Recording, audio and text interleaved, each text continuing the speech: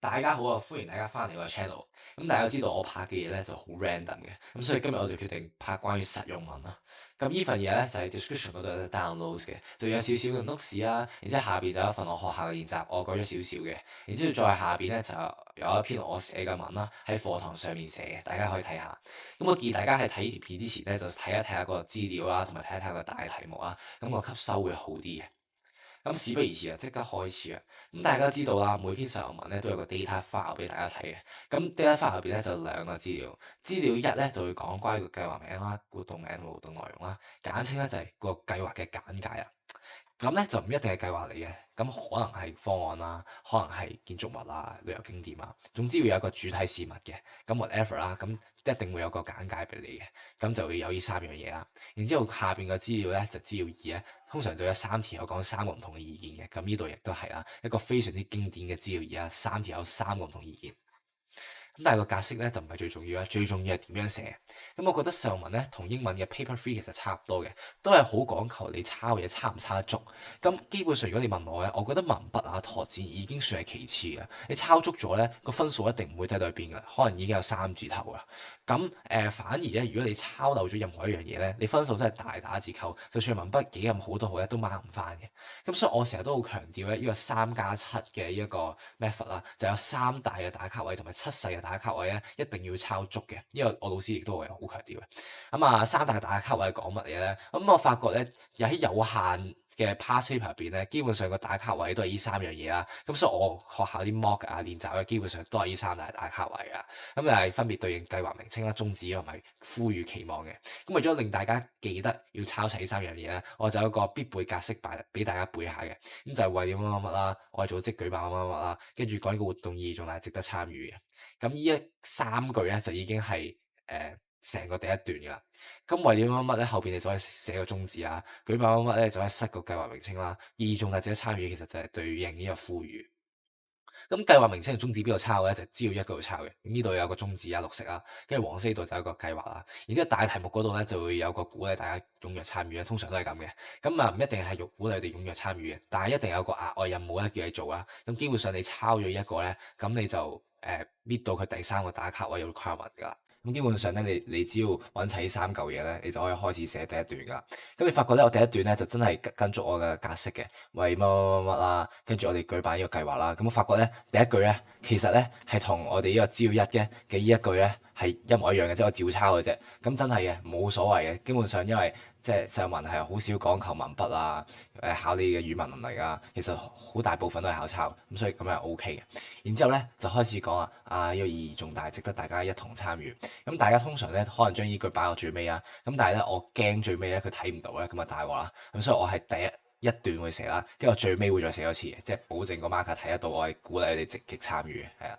跟住做正文段喎，咁正文段咧就係有個七細打卡位嘅，呢個七細打卡位咧就係七樣嘢咧你都要抄嘅，咁所以我成日都講係3+7啦。開首段有三個大嘅打卡位啦，而家正文段有七樣細項咧係你要抄嘅。咁基本上一個計劃咧下邊咧佢會俾兩個活動嚟嘅，譬如呢個都係好經典嘅一個增廣見聞嘅一個服務計劃咧，下邊就有兩個活動啦。然之後佢就會俾個活動內容嘅，就係呢啲啦，即係譬如個活動係做咩㗎？係要去貧困村落教導個人衞生常識啊，維修課室設備。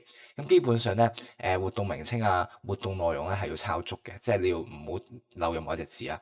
咁你見我係真係抄足嘅，譬如呢個扶貧之類咧，同上面呢個扶貧之類咧，我係冇漏任何一隻字啊。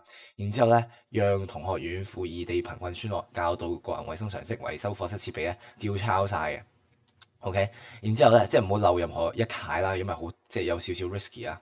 然之後到活動二咧就係個環保日啦，咁我又係抄足嘅呢度環保日啦。然之後個環保日做咩㗎？行4公里植樹啦，潛水方式咧去觀察海洋生態啊。跟住咧我呢度又係嘅，行上山植樹4公里啦，冇漏咗4公里啊。然之後觀察海洋生態，所以我係抄足嘅。咁樣嘢好緊要啦。咁呢個就係個格式咧，就係第一樣嘢一定要寫咗活動名同埋活動內容啦。唔理你想下邊拓展啲乜嘢都好啦。然之後講完活動名，簡介完活動內容之後咧，你就可以開始講有同學認為啊，咁就係過渡落去意見嗰個 section 啦。咁意見通常有3個嘅，咁咧我就會建議正文段其中一段就寫2個意見啦，然之後第2個正文段咧可能就寫1個意見咁樣啦，就可以將啲意見全部塞晒落去啲正文段嗰度啊。咁咧有同學認為咧我呢度都有嘅，咁咧基本上就係關資料議事啊，咁佢就俾3個意見啦，咁呢度見到啦。咁但係咧意見咧同活動名稱、活動內容就唔同嘅，活動名稱、活動內容咧你要抄足抄晒啦，但係意見咧其實你歸納咗意見係關於啲乜嘢咁就得㗎啦。咁譬如一個啦，區一個中四學生能力有限咧，咁你見到我咧係將佢歸納成認為自身能力不足以貢獻社會，咁就已經係歸納晒成句講乜啦。因為你如果抄晒成句，你真係拗好多字數啊嘛。咁你上面嗰啲 E 一啲已經拗咗好多字數啦，係咪先？咁資料一真係要抄足嘅，係啦。咁資料二就可以歸納啦。咁你見啦，即係我有講一個攀山涉水除了累之外咧，咁我呢個係歸納成咩咧？就係消耗體力咯，毫無得益咯。咁我8隻字就歸納晒成個意見講乜啦。咁就係咁啦。咁你見到啦，我係真係會講完嗰個活動名稱啊，跟住活動內容之後咧，我會即刻講有同學認為嘅。然之後下邊咧，呢啲我冇 highlight 嘅位咧，全部都係拓展嚟嘅。咁拓展你都要咁上下啦，即係你可能抄佔1份，咁你拓展你都佔2份啦，咁樣。咁你就拓得越多咧，咁其實可能個 marker impression 都會越好嘅。咁但係最緊要咧，你拓展即係大家可能好重視拓展嘅，但係其實拓展嘅前提咧就係你要抄足晒所有嘢，然之後你先去拓展咯。咁資料3我就塞咗落去正文1啦，所以正文1就特別長咗少少嘅，係啦。咁咧唔係資料3，I mean 意見3。跟住咧之後咧就到呢一個嘅結尾啊。咁結尾基本上咧你可以簡略總結啦，其實就係可能講翻個計劃名稱同埋宗旨啊，你可以照抄多次啊。如果你驚死個 marker 睇唔到，咁但係今次咧，我喺呢一篇嘢嗰度咧，我就冇乜點總結到嘅，即係我純粹係講咗嗰個呼籲嘅啫，就係阿托夫同阿視野增值人生啊，好具意義啊，歡迎你參加啊咁樣咯。咁我就淨係寫咗下邊啫，因為可能嗰陣時候唔係好夠時間啦，寫到嗰度，咁所以就係啦，就最緊要就係寫多次呼籲啦。同埋我覺得都 make sense 嘅，你最後總結嘅時候呼籲佢哋參加，呢樣嘢都係順理成章嘅。咁就係咁咯。咁呢樣嘢咧，反而我覺得上文咧，其實個格式咧，你可以背咁啲文章啊、演講詞啊，但係唔係算特別重要。最重要嘅係咧，你要知道有啲乜嘢係需要抄嘅。基本上抄完之後咧，分數咧一定唔會低㗎。咁所以你要知道有啲咩要抄嘅。咁拓展方面咧，咁你可以參考下我嘅拓展啦。咁但係拓展就比較難學嘅，抄嘢比較易學嘅。咁大家只要抄足咧，相信已經係可以保住一定嘅 grade 㗎啦。咁就今日就我講到呢度啦。咁希望我呢個實用文嘅筆記咧可以幫到大家啦。咁大家可以細心去睇一睇呢篇文啦。咁大家有啲咩 feedback 都可以同我講。咁啊，如果大家覺得呢啲咁嘅小課堂有用嘅話咧，都可以去 subscribe、like 同埋 comment 我哋呢個 YouTube video。咁我哋就下條片再見啦。